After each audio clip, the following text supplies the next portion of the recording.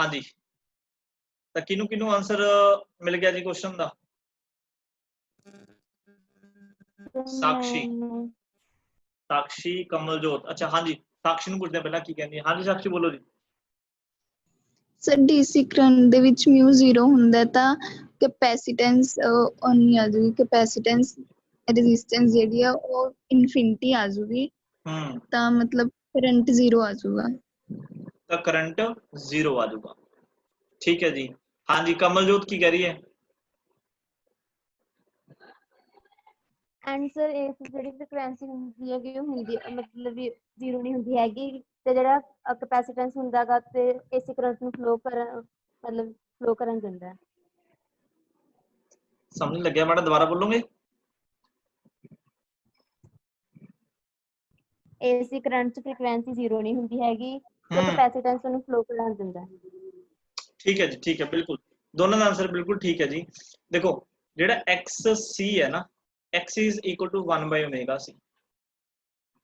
Omega मतलब 2 pi nu. मान लो जिवें आ एक कैपेसिटर है ना,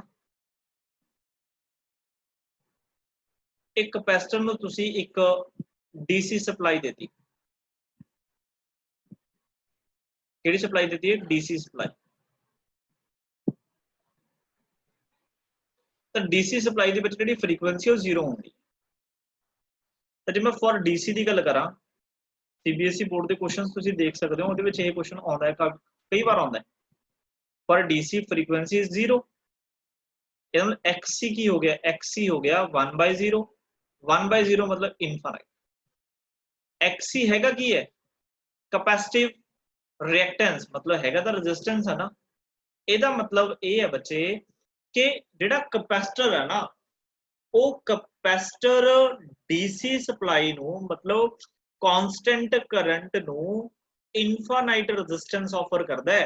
मतलब जे कोई करंट आई इस सर्किट चों फ्लो कर रहा है, वो कैपेसिटर दे विचों पास नहीं हो सकता। डीसी करंट कदे भी कैपेसिटर चों पास नहीं हो सकता। जस्ट हाँ तुसी इनू की चार्ज कर सकते हो। डीसी सप्लाई नाल आपां देखो पहले पढ़ के ना चार्ज हो सकता है, क्योंकि चार्ज तो ये चार्ज आने का मतलब की है कि ये इलैक्ट्रॉन इधरों निकल के की है दूसरी प्लेट च आए हैं। पर आप ये कहते भी ये एक प्लेट तो दूजी प्लेट तक की है इलैक्ट्रॉन हाँ सॉरी करंट पहुंच गया। मतलब जिवें आ एक प्लेट है, आ दूसरी प्लेट है, मैं तुहानूं कहा भी इस प्लेट तो इस प्लेट तक करंट पहुंच गया डीसी करंट, ये बिल्कुल गलत है। एवें कदे नहीं होंदा। क्यों? क्योंकि इहदा रेजिस्टेंस बहुत हाई है। जबकि जे अस गल करिए फॉर एसी, एसी की कुछ ना कुछ फ्रीक्वेंसी होंगी है। जनरल सानू पता है उसकी फ्रीक्वेंसी 50 हर्ट्ज होंगी है। तो 50 हर्ट्ज के अकॉर्डिंग एक्सी जो तुम फाइंड करोगे तो आ जाऊगा 100 पाई इंटू की है सी। तो कैपेसिटर की कुछ ना कुछ कैपेसिटेंस होगी, ठीक है। 100 पाई मल्टीप्लाई करो, देखो 1 अपॉन आ रहा है ना सारा कुछ, तो अप्रोक्सीमेट 0.000 कुछ बनूगा। मतलब बहुत घट की है रेजिस्टेंस ऑफर करता है अल्टरनेटिंग करंट को। इसका मतलब कैपेसिटर अगर मान लो तुसी इस तरीके नाल कोई कैपेसिटर लगाया होया है ते इहनूं तुसी देती एक एसी सप्लाई देती, तो जिहड़ा ये करंट है ना बच्चे इहदे विचों दी पार कर दूगा, पास कर दूगा इदां। मतलब in the form of wave इदां लंघ जूगा। वेव दी फॉर्म चलदा ना करंट, ऐ लंघ जूगा अल्टरनेटिंग करंट। तां इसे करके क्वेश्चन बनता है कि why capacitor block DC. Block का मतलब रोक देता है। क्यों रोकता है? क्योंकि वो बहुत ज्यादा रेजिस्टेंस ऑफर करता है। कितना रेजिस्टेंस ऑफर करता है? इनफाइनाइट। अच्छा एसी नू क्यों नहीं करता? क्योंकि उसका जो रेजिस्टेंस है बहुत ज्यादा स्मॉल है, 0.000। ठीक है जी, this is very very important question. अच्छा एक चीज मैं तुहानूं होर भी दसदा, इहदा आपां यूज की करते हैं। दिमाग च भी सर इहदा असीं यूज की करांगे, फिर ਇਹਦਾ यूज आऊगा सैमीकंडक्टर्स वाला चैप्टर पढ़ांगे, उत्थे आऊगा। मान लो जिवें तुहाडे कोल एक पाथ है ना, मतलब जिहदे विचों करंट फ्लो करा रहा है इस तरीके नाल, मतलब इहदे विचों करंट फ्लो कर रहा है, जिहड़ी इहदी आउटपुट है, आउटपुट है ना, इस आउटपुट ते सपोज की मैनू की है सिर्फ और सिर्फ डीसी करंट चाहिए। डीसी करंट कई बार सिचुएशंस इहो जी हुंदे ने बच्चे कि जिहड़ी साडे कोल सप्लाई हुंदी है ना, ਉਹਦੇ ਚ दोनों तरह के करंट होंगे ने। AC ਵੀ ਤੇ DC ਵੀ। ਇਹੋ ਜਿਹੀ ਸਿਚੁਏਸ਼ਨਸ ਵੀ ਆਉਣਗੀਆਂ ਜਿੱਥੇ AC ਵੀ ਹੋਊਗਾ ਤੇ DC ਵੀ ਹੋਊਗਾ, ਬਟ ਸਾਨੂੰ ਆਊਟਪੁੱਟ ਤੇ ਕੀ ਚਾਹੀਦਾ ਹੋਇਆ ਕਰੂਗਾ, ਸਾਨੂੰ ਆਊਟਪੁੱਟ ਤੇ ਕਈ ਵਾਰ ਚਾਹੀਦਾ DC। ਤਾਂ ਅਸੀਂ ਕੀ ਕਰਦੇ ਹਾਂ, ਇਹਦੇ ਰਸਤੇ ਦੇ ਵਿੱਚ ਨਾ, ਇਹਦੇ ਰਸਤੇ ਦੇ ਵਿੱਚ ਅਸੀਂ ਇੱਕ ਕਪੈਸਿਟਰ ਲਾ ਦਿੰਦੇ ਹਾਂ। ਕੀ ਲਾ ਦਿਆ ਕਰਾਂਗੇ, ਇੱਕ ਕਪੈਸਿਟਰ। ਹੁਣ ਦੇਖੋ ਜਿਹੜਾ ਕਰੰਟ ਐਵੇਂ ਜਾਊਗਾ, ਸਾਨੂੰ ਪਤਾ ਜੰਕਸ਼ਨ ਆ ਗਿਆ, ਜੰਕਸ਼ਨ ਤੇ ਕਰੰਟ ਡਿਵਾਈਡ ਹੋਊਗਾ। AC ਕਰੰਟ, ਦੇਖੋ ਕਰੰਟ ਹਮੇਸ਼ਾ ਕਿਸ ਡਾਇਰੈਕਸ਼ਨ ਚ ਜਾਣਾ ਪਸੰਦ ਕਰਦਾ ਹੈ, ਹਮੇਸ਼ਾ ਉਸ ਡਾਇਰੈਕਸ਼ਨ ਜਾਣਾ ਪਸੰਦ ਕਰਦਾ ਹੈ ਜਿੱਥੇ ਰੈਜ਼ਿਸਟੈਂਸ ਬਹੁਤ ਘੱਟ ਹੁੰਦਾ ਹੈ, ਜਿੱਥੇ ਰੈਜ਼ਿਸਟੈਂਸ ਬਹੁਤ ਘੱਟ ਹੁੰਦਾ ਹੈ। ਤੇ ਮੈਂ ਤੁਹਾਨੂੰ ਦੱਸਿਆ ਜਿੱਥੇ ਵੀ ਅਸੀਂ ਆਊਟਪੁੱਟ ਲੈਣੀ ਹੁੰਦੀ ਹੈ ਉੱਥੇ ਅਸੀਂ ਕੀ ਲਗਾਉਣਾ, ਇੱਕ ਰੈਜ਼ਿਸਟੈਂਸ ਲਗਾਉਣਾ, ਜਿਹਨੂੰ ਅਸੀਂ ਕੀ ਬੋਲਿਆ ਸੀ, ਲੋਡ ਰੈਜ਼ਿਸਟੈਂਸ। ਤਾਂ AC ਕੋਲੇ ਦੇਖੋ ਦੋ ਆਪਸ਼ਨਸ ਨੇ, ਧਿਆਨ ਨਾਲ ਸੁਣਿਓ ਮੇਰੀ ਗੱਲ ਨੂੰ। AC ਕੋਲੇ ਦੋ ਆਪਸ਼ਨ ਨੇ, ਜਾਂ ਤਾਂ ਉਹ ਇਸ ਸਾਈਡ ਜਾਵੇ ਜਾਂ ਉਹ ਇਸ ਸਾਈਡ ਆਵੇ। ਅਗਰ ਉਹ AC ਇਸ ਸਾਈਡ ਜਾਂਦਾ ਤਾਂ ਉਹ ਬਹੁਤ ਜ਼ਿਆਦਾ ਰੈਜ਼ਿਸਟੈਂਸ ਉਹਨੂੰ ਮਿਲਦਾ ਹੈ। ਆਪਾਂ ਨੂੰ ਪਤਾ ਹੈ ਜਿਹੜਾ ਕਪੈਸਿਟਰ ਹੈ AC ਨੂੰ ਬਹੁਤ ਘੱਟ ਰੈਜ਼ਿਸਟੈਂਸ ਆਫਰ ਕਰਦਾ ਹੈ। ਤਾਂ ਡੈਫੀਨਿਟਲੀ ਜਿਹੜਾ AC ਕਰੰਟ ਹੈ ਉਹ ਕਿਹੜੀ ਆਪਸ਼ਨ ਚੂਜ਼ ਕਰੂਗਾ, ਉਹ ਇਸ ਕਪੈਸਿਟਰ ਦੇ ਵਿੱਚੋਂ ਲੰਘਣਾ ਪਸੰਦ ਕਰੂਗਾ, ਉਹ ਇਸ ਤਰੀਕੇ ਨਾਲ ਬਾਈਪਾਸ ਹੋ ਜਾਊਗਾ। ਅੱਛਾ DC ਇਧਰੋਂ ਦੀ ਲੰਘ ਨਹੀਂ ਸਕਦਾ ਤਾਂ DC ਨੂੰ ਕਿੱਧਰ ਪਹੁੰਚਣਾ ਪਊਗਾ, DC ਨੂੰ ਇਸ ਸਾਈਡ ਪਹੁੰਚਣਾ ਪਊਗਾ। ਇਸ ਤਰੀਕੇ ਨਾਲ ਅਸੀਂ ਇਹਨੂੰ ਯੂਜ਼ ਕਰਦੇ ਹਾਂ ਤੇ ਇਹਨੂੰ ਅਸੀਂ ਅੱਗੇ ਜਾ ਕੇ ਨਾ ਫਿਲਟਰ ਸਰਕਟ ਬੋਲਿਆ ਕਰਾਂਗੇ। ਫਿਲਟਰ ਸਰਕਟ ਮਤਲਬ ਇੱਕ ਅਜਿਹਾ ਸਰਕਟ ਜਿਹਦੇ ਵਿੱਚ ਅਸੀਂ AC ਦੇ ਵਿੱਚੋਂ DC ਨੂੰ ਕੀ ਕੱਢ ਲਿਆ, ਬਾਹਰ ਕੱਢ ਲਿਆ, ਜਾਂ ਇਹ ਕਹ ਲਓ DC ਦੇ ਵਿੱਚੋਂ AC ਨੂੰ ਬਾਹਰ ਕੱਢ ਲਿਆ। ਤਾਂ ਇਸ ਤਰੀਕੇ ਨਾਲ ਅਸੀਂ ਕਪੈਸਿਟਰ ਨੂੰ ਯੂਜ਼ ਕਰਦੇ ਹਾਂ। ਮਤਲਬ ਜੇ ਤੁਸੀਂ ਚਾਹੁੰਦੇ ਹੋ ਨਾ ਕਿਤੇ ਵੀ ਮੰਨ ਲਓ DC ਕਰੰਟ ਤੁਹਾਡਾ ਕੀ ਫਲੋ ਨਾ ਕਰੇ, ਉਹਦੇ ਰਸਤੇ 'ਚ ਕੀ ਲਾ ਦਿਓ, ਕਪੈਸਿਟਰ ਲਾ ਦਿਓ, ਉਦੋਂ ਅੱਗੇ ਕੀ ਫਲੋ ਹੀ ਨਹੀਂ ਕਰ ਸਕਦਾ, ਉੱਥੇ ਰੁਕ ਜਾਊਗਾ ਕਰੰਟ। ਜੇ ਤੁਸੀਂ ਬਾਈਪਾਸ ਕਰਾਉਣੇ ਚਾਹੁੰਦੇ ਹੋ, ਠੀਕ ਹੈ, ਪਰ ਤੁਸੀਂ ਚਾਹੁੰਦੇ ਵੀ ਸਾਹਮਣੇ ਵਾਲੀ ਵਾਇਰ 'ਚੋਂ ਨਾ ਜਾ ਕੇ ਕਰੰਟ ਕਿਸੇ ਹੋਰ ਡਾਇਰੈਕਸ਼ਨ 'ਚ ਜਾਵੇ, ਅਲਟਰਨੇਟਿੰਗ ਕਰੰਟ, ਤਾਂ ਉਹਦੇ ਬਾਈਪਾਸ 'ਚ ਕੀ ਲਾ ਦਿਓ, ਕਪੈਸਿਟਰ ਲਾ ਦਿਓ। ਕਿਉਂਕਿ ਇਹ ਕੰਸੈਪਟ ਕੀ ਹੈ, ਇਹ ਦੇਖੋ ਇਹ ਨਾ ਕਈ ਆਰਟੀਕਲਸ ਅੱਗੇ ਜਾ ਕੇ ਯੂਜ਼ ਹੋਊਗਾ, ਇਸੇ ਕਰਕੇ ਇਹਦੇ ਤੇ ਕੁਐਸਚਨ ਬਣਦਾ ਕਿ ਵਾਈ ਕਪੈਸਿਟਰ ਬਲੌਕ DC ਨਾਟ AC। ਕਿਉਂਕਿ ਐਗਜ਼ਾਮੀਨਰ ਨੂੰ ਇਹ ਹੁੰਦਾ ਨਾ ਜਿਹੜਾ ਪੇਪਰ ਪਾਉਂਦਾ ਵੀ ਇਹਨੇ ਯਾਰ ਇਹ ਟੌਪਿਕ ਬਾਰ-ਬਾਰ ਪੜ੍ਹਿਆ, ਕਿ ਇਹਨੂੰ ਇਹਦੇ ਬਾਰੇ ਪਤਾ ਵੀ ਹੈ ਕਿ ਨਹੀਂ ਪਤਾ, ਹਨਾ। ਤਾਂ ਇਹੋ ਜਿਹੇ ਬੇਸਿਕ ਕੁਐਸਚਨ ਸਾਨੂੰ ਆਉਣੇ ਚਾਹੀਦੇ। ਕਲੀਅਰ ਹੈ ਸਾਰਿਆਂ ਨੂੰ?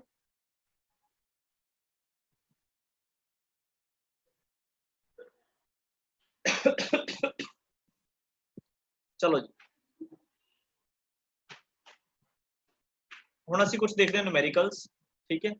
ਅਸੀਂ ਦੇਖੋ ਇੱਕ ਤਾਂ ਪਹਿਲਾਂ ਪੜਿਆ ਜਿਹੜੀ VRMS ਹੁੰਦੀ ਹੈ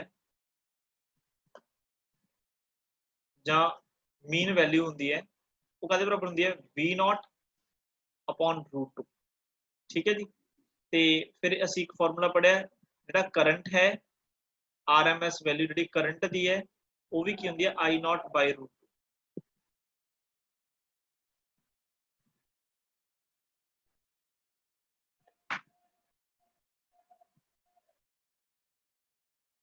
सर मतलब AC वाले आउटपुट समझा नहीं जशन, मैं तू की कह रहा है, मतलब गल नहीं समझ लगी तेरी मैनू। बाद ਦੇ ਵਿੱਚ ਮੈਸੇਜ ਕਰ ਦੇ, ਚਾ मैं देख लूंगा, अगर कोई डाउट है बच्चे बाद ਦੇ ਵਿੱਚ मैसेज कर लो, कोई दिक्कत नहीं है। अच्छा IRMS ਦੀ ਵੈਲਿਊ ਵੀ ਆਪਾਂ ਨੂੰ ਪਤਾ ਹੈ। ਅੱਛਾ ਉਸ ਤੋਂ ਬਾਅਦ ਅਸੀਂ V ਐਵਰੇਜ ਦੀ ਵੈਲਿਊ ਕੈਲਕੂਲੇਟ ਕੀਤੀ ਸੀ, that is 2V0/π, ਠੀਕ ਹੈ ਜੀ। ਤੇ I average the value find ਕੀਤੀ ਸੀ, that is 2 of I0/π। ਇਸ ਤੋਂ ਬਾਅਦ ਅਸੀਂ R ਸਰਕਟ ਦੇ ਵਿੱਚ V is equal to V0 sin omega t, ਤੇ ਕਰੰਟ ਕੀ ਸੀ ਆਪਣੇ ਕੋਲੇ, ਕਰੰਟ ਸੀਗਾ I0 sin omega t। there is a no phase difference, phase difference ਕਿੰਨਾ ਸੀ ਇਹਨਾਂ ਵਿੱਚ, 0। ਅੱਛਾ ਫਿਰ ਉਸ ਤੋਂ ਬਾਅਦ L ਸਰਕਟ ਪੜਿਆ, L ਸਰਕਟ ਦੇ ਵਿੱਚ ਸਾਡੇ ਕੋਲੇ V is equal to C V0 sin omega t, ਤੇ ਕਰੰਟ ਲੈਗ ਕਰਦਾ ਹੈ I0 sin omega t minus π/2, ਮਤਲਬ ਬੱਚੇ ਜਿਹੜਾ ਫੇਜ਼ ਹੈ ਉਹ ਕਿੰਨਾ π/2 ਦਾ। ਤੇ ਫਿਰ ਅਸੀਂ ਪੜਿਆ C ਸਰਕਟ, C ਸਰਕਟ ਦੇ ਵਿੱਚ ਅਸੀਂ ਪੜਿਆ V is equal to V0 sin omega t, ਤੇ ਕਰੰਟ ਸਾਨੂੰ ਪਤਾ ਕਰੰਟ ਲੀਡ ਕਰਦਾ ਹੈ I0 sin omega t plus π/2, ਤੇ ਫੇਜ਼ ਇਹਦੇ ਵਿੱਚ ਵੀ ਕਿੰਨਾ ਹੁੰਦਾ π/, ਫੇਜ਼ ਡਿਫਰੈਂਸ ਦੋਨਾਂ ਵਿੱਚ ਕਿੰਨਾ ਹੁੰਦਾ π/2। ਫਿਰ ਅਸੀਂ ਪੜਿਆ ਇੰਡਕਟਿਵ ਰਿਐਕਟੈਂਸ ਜਿਹਦਾ ਫਾਰਮੂਲਾ ਓਮੇਗਾ L ਹੈ। ਫਿਰ ਅਸੀਂ ਪੜਿਆ ਕੈਪੈਸਿਟਿਵ ਰਿਐਕਟੈਂਸ ਜਿਹਦਾ ਫਾਰਮੂਲਾ 1/ω c ਹੈ। ਆ ਲਓ ਆ ਸਾਰੇ ਫਾਰਮੂਲੇ ਹੁਣ ਤੱਕ ਅਸੀਂ ਕੀਤੇ, ਠੀਕ ਹੈ ਜੀ। ਇਹਦੇ ਬੇਸ ਦੇ ਹੀ ਸਿੰਪਲ ਜਿਹੇ ਨੂਮੈਰੀਕਲ ਨੇ। ਮੈਂ ਤੁਹਾਨੂੰ ਇੱਕ ਦੋ ਨੂਮੈਰੀਕਲਸ ਦੀ ਸਟੇਟਮੈਂਟ ਬੋਲਦਾ, ਤੁਸੀਂ ਆਟੋਮੈਟਿਕ ਆਪਣੇ ਆਪ ਹੀ ਕਰ ਲਓਗੇ, ਕੋਈ ਦਿੱਕਤ ਨਹੀਂ ਆਉ। ਫਸਟ ਜਿਹੜਾ ਕੁਐਸਚਨ ਹੈ ਜੀ, CBSE ਦੇ ਵਿੱਚ ਆਇਆ ਹੋਇਆ 2001 ਦੇ ਵਿੱਚ ਇਹ question. The instantaneous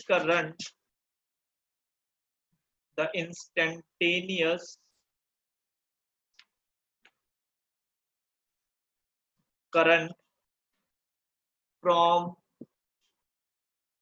an AC source is I is equal to 5 sin 100 pi t. What is the frequency of AC? ਤੇ ਨਾਲ ਹੀ ਇਹਦੇ what is the RMS value of current? ਲਓ ਜੀ ਕਰੋ। ਇੰਸਟੈਂਟੇਨੀਅਸ ਕਰੰਟ ਦੀ ਤੁਹਾਨੂੰ ਇਕੁਏਸ਼ਨ ਦਿੱਤੀ ਹੋਈ ਹੈ, ਠੀਕ ਹੈ। ਫ੍ਰੀਕੁਐਂਸੀ ਪੁੱਛੀ ਹੈ ਤੁਹਾਨੂੰ ਤੇ RMS ਵੈਲਿਊ ਪੁੱਛੀ ਹੈ।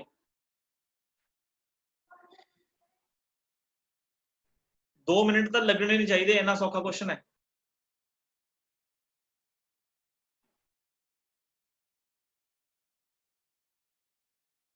ਕਿਸੇ ਨੇ ਸਕਰੀਨ ਤੇ ਨਹੀਂ ਦੇਖ ਰਿਹਾ, ਮੈਂ ਆਪਣੇ ਆਪ ਸੋਲਵ ਕਰ ਰਿਹਾ, ਠੀਕ ਹੈ। ਤੁਸੀਂ ਆਪਣਾ ਸੋਲਵ ਕਰਿਓ।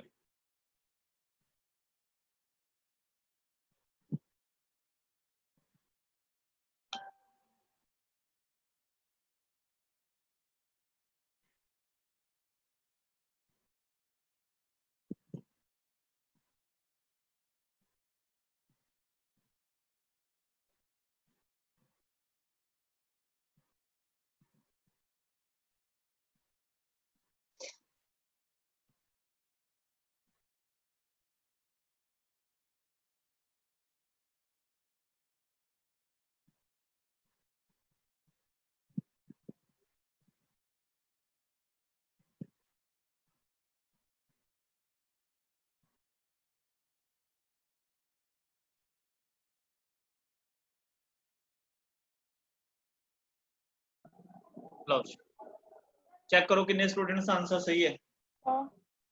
सर फ्रीक्वेंसी 50 हर्ट्ज बिल्कुल ठीक है जी, फ्रीक्वेंसी 50 हर्ट्ज। जशन एंड दस रहे करंट हैं। Is 3.54 ampere. हाँ जी बिल्कुल ठीक है जी, वो तुसी चाहे डिवाइड कर दो चाहे डिवाइड नहीं भी करोगे तो भी ठीक है जी। डिवाइड करोगे तो 3.54 आएगा। बिल्कुल सही है जी, वेरी गुड। तुसी आप देख लो, देखो जिन्हों आ इक्वेशन बारे नॉलेज है ना, I is equal to I not sine omega T, बस ओदा क्वेश्चन हो गया। सेकंड क्वेश्चन देखो, the equation of AC in a circuit is I is equal to 50 sin 100 pi t. Find A part पूछा है frequency, हुणी करके आए देखो सेम आंसर ही आऊगा। सेकंड पार्ट दे विच पूछा है mean value of AC, mean value of AC over positive half cycle. देखो mean value जो एवरेज वैल्यू ਅਸੀਂ हाफ साइकिल वास्ते ਕੱਢਦੇ हैं ना, क्योंकि ओवरऑल ਤਾਂ ਕਿੰਨੀ ਹੁੰਦੀ ਹੈ 0 ਹੁੰਦੀ ਹੈ। C RMS वैल्यू फाइंड करनी है करंट दी, ते D इन्होंने पूछे है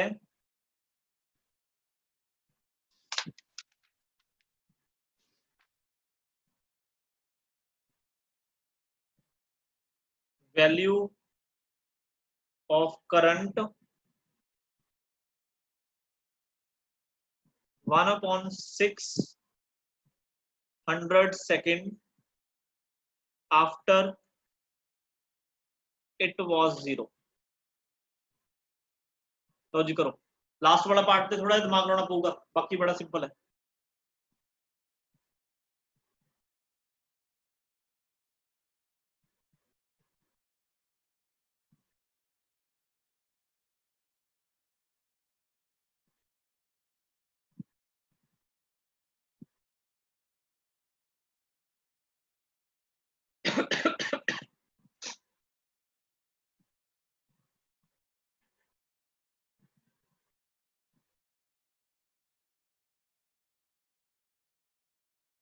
फ्रीक्वेंसी का आंसर कितना आ रहा है जी?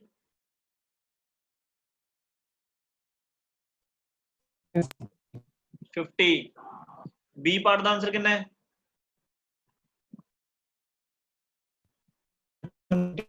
35.3 35.3 वेरी गुड। 31.8 ਤੇ RMS वैल्यू 31.8।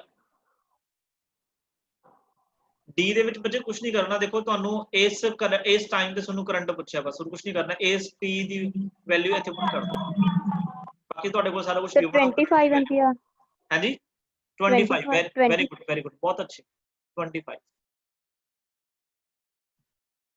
ਪਰ ਜੇ ਇੱਕ ਦੋ ਕੁਐਸਚਨ ਆਪਣੇ ਹੱਥ ਨਾਲ ਕਰ ਲਓਗੇ, ਇਹਦੇ ਵਿੱਚ ਕੋਈ ਇੰਨਾ ਖਾਸ ਨਹੀਂ ਹੈਗਾ ਵੀ ਤੁਹਾਨੂੰ ਨਹੀਂ ਆਊਗਾ।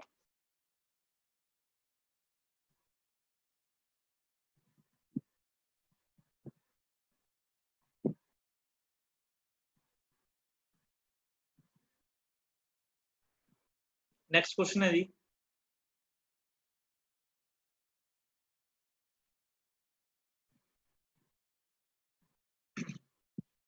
an alternating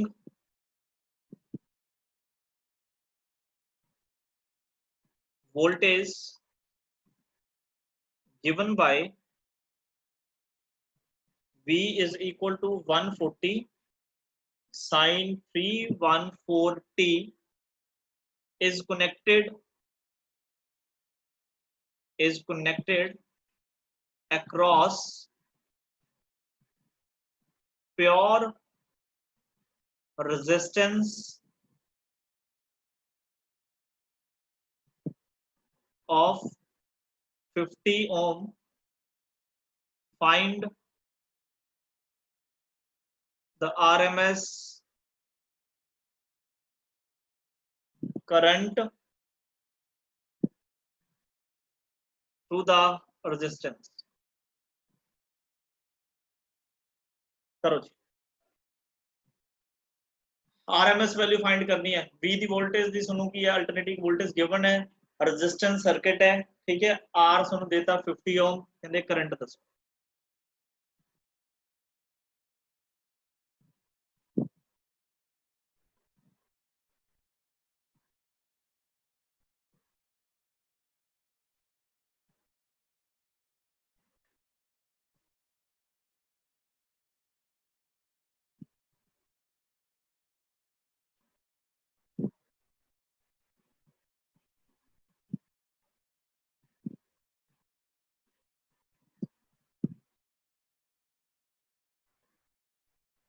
हाँ जी बोलो बच्चे, की आंसर आ रहे हैं? 1.95 एम्पियर।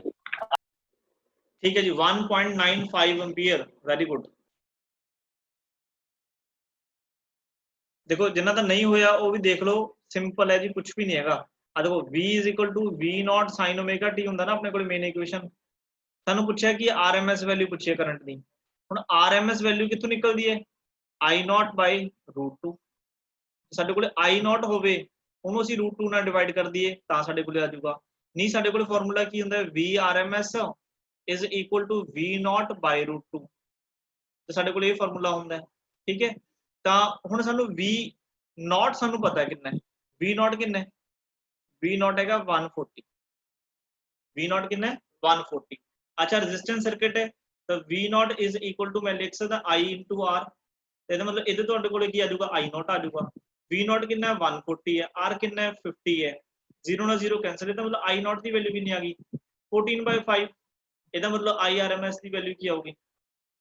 14/5√2। ਬਸ ਕੋਈ ਐਜਾ ਸਟੂਡੈਂਟ ਜਿਹਨੂੰ ਨਹੀਂ ਸਮਝ ਆ ਰਿਹਾ ਤਾਂ ਉਹ ਪੁੱਛ ਸਕਦਾ ਜੀ।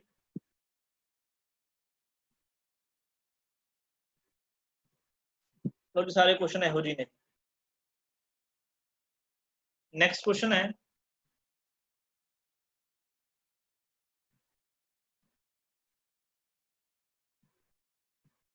find the value of current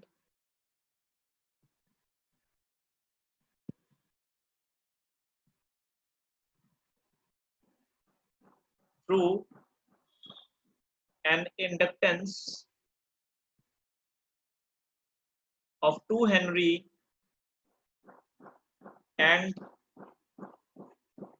negligible resistance। आ देखो negligible resistance का मतलब की है भी कला इंडक्टर सर्किट है, R दी वैल्यू की है 0 है। when connected to